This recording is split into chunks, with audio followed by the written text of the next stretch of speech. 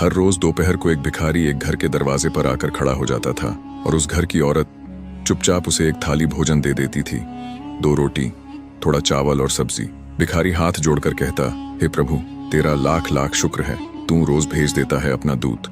इसी तरह हर दिन भिखारी आता, औरत उसे भोजन देती और वह भगवान का शुक्रिया अदा करता। लेकिन एक दिन पड़ोसन ने ताना मारा, किसे खिला रही है तू?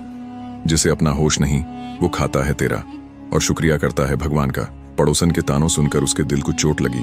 सोची, खिलाती मैं हूं और शुक्रिया भगवान का करता है। अगली दोपहर उसने थाली में चूहे मारने की दवाई मिला दी और मुस्कुराकर खुद से बोली, आज देखती हूं कैसे भगवान को शुक्रिया देता है ये। लेकिन जैसे ही उसने रसोई से बाहर निकली भिखारी को भोजन देने के लिए, तभी भीतर से कोई आवाज आई, जो दूसरों का पेट भरता है, कभी तेरा भी पेट उसी से भरा होता है। उसका दिल कांप उठा। उसने थाली का भोजन डस्टबिन में डाल दी, फिर से रसोई में जाकर ताजा खाना बनाया और भिखारी को दिया। भिखारी ने थाली लेकर कहा, शायद आज मेरा वक्त टल गया, भगवान ने फिर भेज दिया आपको। भिखारी ने भोजन लिया और वहीं पर एक पेड़ की छांव में बैठकर खाने लगा। उसी समय उस औरत की बच्ची स्कूल से रोती हुई आ रही थी। उसे बहुत तेज भूख लगी थी।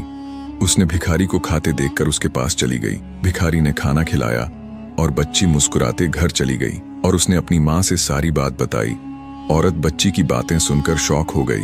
उस रात उसको नींद नहीं आई। पूरी रात सोचती रही, अगर वही जहरीला भोजन मेरी बच्ची खा लेती तो क्या होता। उस दिन से उसने ठान लिया, अब हर थाली ऐसे बनाऊंगी जैसे खुद भगवान खाने आ रहे हों। जो थाली आज किसी भूखे तक जाती है, कल वही थाली हमारे अपने किसी अपनों के पास लौट कर आ सकती है।